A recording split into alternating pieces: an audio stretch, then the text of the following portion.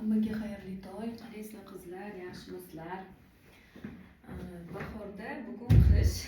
Faqat chiroyli havo bo'lyapti. Единственное, что жалко, по-моему, деревья, да, барахла прям жалко. Но все равно в душе у нас весна. Gullarimni qo'ymoqchi edim.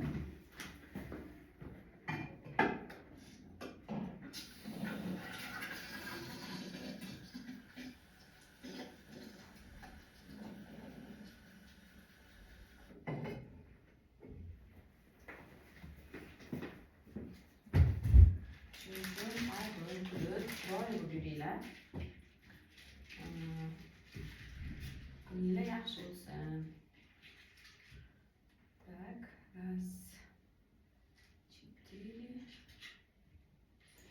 6, 1, кыса. Лишний тут.